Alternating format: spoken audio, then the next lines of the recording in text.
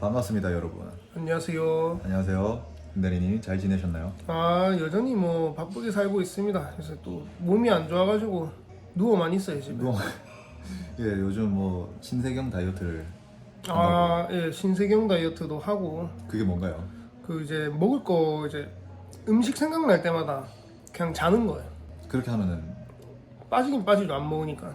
그렇게 하면 근데 잠이 오나요? 그렇게 계속 하면? 계속 노력해야죠. 그것도 노력이 필요합니다. 이제 역시 노력 없이 되는 건 아무것도 없는 것 같습니다. 그렇죠. 그러면 오늘은 5월달 음.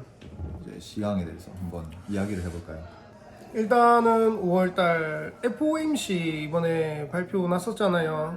0.5bp 생각했는데 그 많은 사람들 생각처럼 0.25를 올렸더라고요.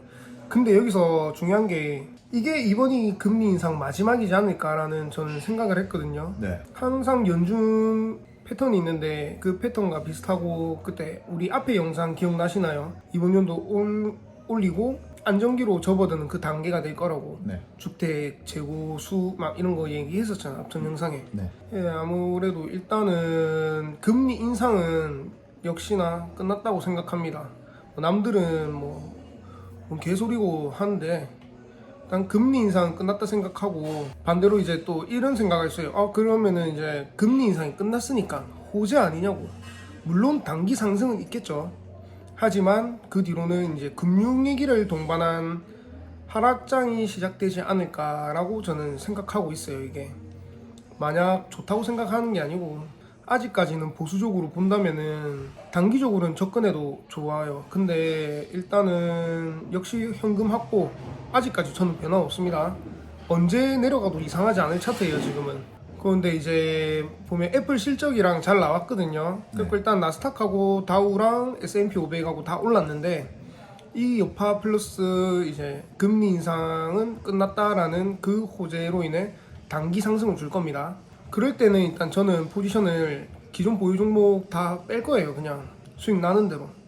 네. 지금 해외 경제 같은 것만 봐도 지금 실업률도 그렇고, 은행 파산 사태 일어나잖아요. 결국 뭐 그거는 중요한 거 아니라 생각하는데, 제일 중요한 게 경기 침체, 인플레이션 이 문제만 보고 있거든요. 저는 그걸로 인한 금융위기가 오지 않을까 조만간에.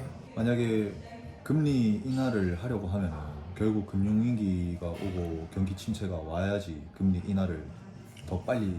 그렇죠. 그러니까 시나리오는 이거예요. 일단은 단기적으로는 뭐 지금은 뭐 발표는 안 했지만, 일단은 난 금리 인상은 안 할 거라고 생각하고 금리 인상을 중단할 거라 생각하는 게 1시나리오, 그걸로 인한 상승으로 단기적으로. 두 번째, 적당히 올랐으면 내려야 될 거지 않아요. 네. 이제 슬슬 금융위기, 경기 침체 얘기가 또 돌면서 하락장 데드크로스를 그려가면서 내려갈 거예요. 공포에 떨겠죠 사람들이, 물린 사람들. 몇 달 전에 있었던 그 하락이 다시 오를 확률이 있다는 거네요. 그쵸. 그러니까 결국 오르는 게 데드캣 바운스라고 있어요. 오르는 척 하면서 내려가기.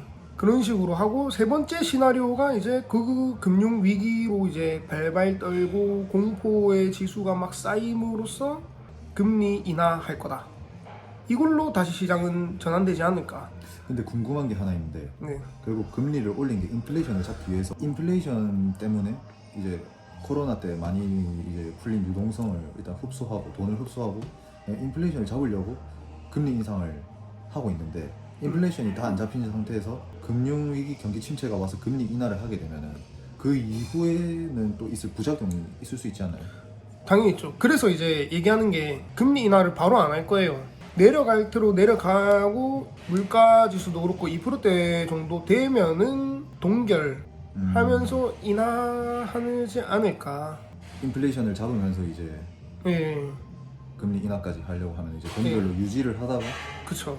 그러면은 유지를 하는 동안에는 계속 부서질 수 있겠네요. 그럴 수밖에 없죠. 지금은 뭐 단기 상승은 있겠지만, 전체적인 그림은 큰 계속 그림으로서는 박살이 나겠네요. 하락장의 초입이지 않나 지금. 일단 견해는 지금 그렇게 보고 있거든요. 네. 그래서 이제 단기 상승이나 어느 정도의 먹거리로 즉 적당히 수익을 봤을 때는, 저 같은 경우는 다 수익 난 대로 다 팔고 해지 전략으로 내려가는 거에 베팅하면서 중장기 종목은 조금씩 담아가게, 내려갈 때마다. 일단 그 중에서도 일단 2차 전지 같은 경우는 일단 기간 조정을 받아야 된다 생각하거든요. 네. 지금 2차 전지 섹터들이 많이 올랐잖아요. 그래갖고 2차 전지 같은 경우는 기간 조정이 필요하다. 그 기간 조정을 받는 동안에 어떤 종목을 보냐? 저 같은 경우는 이제 자동차 쪽, 그 다음에 반도체, 그 다음에 에너지 그쪽으로 지금 눈을 돌리고 있거든요. 그거 좀 괜찮은 걸로 이제 중장기 정도 아니면은 단기적으로 그냥 그거 모아가고 나머지는 현금화 하려고요. 지금 그렇게 준비하고 있습니다. 인버스 타면서. 네. 그러면은 만약에 나는 모르겠다, 시간도 없고 나는 뭐 차트 보고 뭐 사고 팔고 이렇게 할 시간도 없다. 이런 사람들한테는 그러면 어떤 전략이 좋을까요? 그거죠. 자기가 보고 있는 관련 주식 있잖아요. 그러니까 저 같은 경우는 이제 한계가 있어요. 뭐 예를 들면 뭐 CS 윈드 에너지 관련 주식이거든요. 그거를 이제 달마다 사 모으는 거예요. 그냥 내려갈 때마다 사는 거예요. 개수를 늘리는. 예, 그러니까 뭐 오를 때 사는 게 아니라 내가 목표가를 만약에 10,000원으로 잡고 지금 이게 한 4,000원대 한다. 근데 3,000원, 2,000원이 왔다. 그 가격 오면 계속 달마다 돈 모았던 걸로 그걸 사놓는 거예요. 내가 확신이 있고 꼭 이걸로 투자를 해서 성공할 수 있다는 그런 신념과 그럼 그런 예를 게 들어서 있다면. 판매 매도가를 10,000원으로 정했으면은 이 그 주식이 10,000원에 대한 가치가 있는지 없는지는 본인이 이제 공부를 하고 확인을 해봐야겠군요. 무조건 본인 스스로 그거는 꼭 공부해야 됩니다. 요즘은 이제 유튜브에 그 종목만 검색해도 나오잖아요. 저보다 그 개별 종목에 대해서 훨씬 더 잘할 거라 생각합니다. 꼭 공부가 필요하고 이게 고평가인지 저평가인지 적정가가 맞는지 잘 계산하시고 아마 투자하는 게 낫지 않을까 하고 이제 한마디로 요점을 드리자면은 제가 보는 관점은 이제 단기 상승을 동반한 하락장 초입 단계를 생각하는데 이제 내가 원하는 이제 내가 좋아하는 주식이 있으면은 그거는 이제 달마다 아니면 마이너스 10%대마다 난 추가 매수를 하겠다 이런 식으로 분할로 이제 담아가는 전략도 괜찮죠. 나머지 주식은 건들지도 말고 이상한 종목 같은 경우는 안 사놓는 게 나아요. 그냥 딱 자기가 정한 원칙 안에서 투자를 예, 해야 된다. 원칙만 지킨다면은 그래도 자기 자산 무조건 지켜야 되거든요. 약간 그게 있잖아요. 보면은 돈을 투자를 안 한 사람도 자산을 지키는 거잖아요. 내려가지도 그렇죠. 그거는 이제 현금에 베팅을 한 거죠. 예, 내려가지도 않고 올라가지도 않고 그리고 시간도 보면은 돈으로 베팅하는 거라 생각하거든요. 예를 들면은 뭐 나는 비행기 타고 서울을 갈 거야 일하러. 기차를 타고 갈 거야, 무궁화호를 탈 거야, KTX를 탈 거야. 결국 돈이잖아요. 맞습니다. 돈을 이제 우리는 시간을 돈 주고 사는 거예요. 어떻게 보면 남들보다 1시간 더 일찍 도착한다. 그러면 1시간짜리 돈을 사는 거예요. 뭐 비행기 타는 거고 그런 거랑 똑같이 생각합니다. 이제 시간은 돈 주고 살 수 없기 때문에 자산을 지켜라. 그러면서 시간도 잘 쪼개서 쓰면은 아마 큰 수익이 나지 않을까 생각해요. 무턱대고 영상 보고 뭐 다른 사람이 추천해 주는 거, 뭐 다른 사람 시향 듣고 하는 것보다는 직접 공부해보고. 맞습니다. 정말 위험한 것 같습니다. 그거는. 그쵸. 네. 아무도 책임져 주지 않기 때문에 그쵸. 공부를 하고 자기 시간을 쪼개서 공부를 하고 그리고 거기서 확신을 가지고 투자를 잘 이어나갔으면 좋겠습니다. 일단 5월달 시향은 이렇게 생각해요. 그리고 아시다시피 시향이 뭐 한 주가 됐든 하루가 됐든 바로 바뀔 수가 있어요. 맞습니다.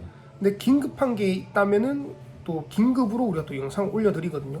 근데 이게 앞에서부터 쭉 보시다 보면은 도움이 많이 될 겁니다. 근데 지금 일단은 투자 전략은 안 바뀌고 관점도 안 바뀌었습니다. 계속 현금을 모으고 금융위기에 대비를 해야 된다. 일단은 시향은 이거라 생각합니다. 뭐 다른 하실 말씀 있으십니까?